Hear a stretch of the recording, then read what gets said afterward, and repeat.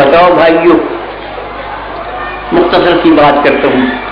آنکھیں نعمت ہیں یا نہیں؟ بولو، آنکھیں نعمت ہیں؟ بولو بھائی، ہیں؟ اللہ نے اس نعمت کی یہ قدر کی ہے، یہ انتظام کیا ہے کہ نور بنایا، نور کے سامنے 7 پردے، اس کو ڈھیلا کہتے ہیں، اب یہ 7 پردے، سامنے پلکیں، پلکوں میں بال اس لیے لگا دیے کہ جب انسان دیکھنا چاہے یہ برش آئینے کو صاف کر دے، دیکھنے میں دقت نہیں، اور اگر ذرا سا تنکا بھی کوئی آنکھ میں آ جائے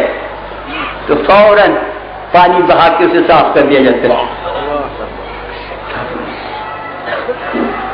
پھر ایک ایک آنکھ میں 7 پردے، تاکہ 14 کا عدد آنکھوں میں رہے،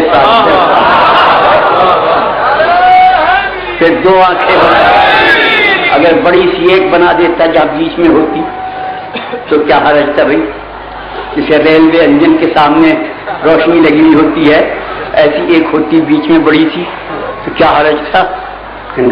2 بناؤ، اگر ایک جاتی رہے کسی حادثے سے تو دوسری سے دیکھ لے، اگر ایک ہی ہوتی تو کیا ہوتا؟ جاتی رہتی تو بیکار ہو جاتی۔ یا اللہ کیا بات تھی، آنکھ جاتی رہے جانے دے، ہم کی ناک سے دیکھ لیں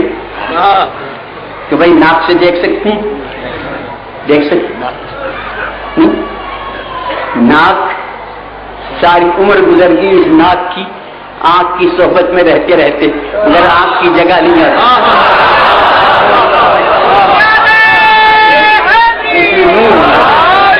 جو حق میں نور تھا،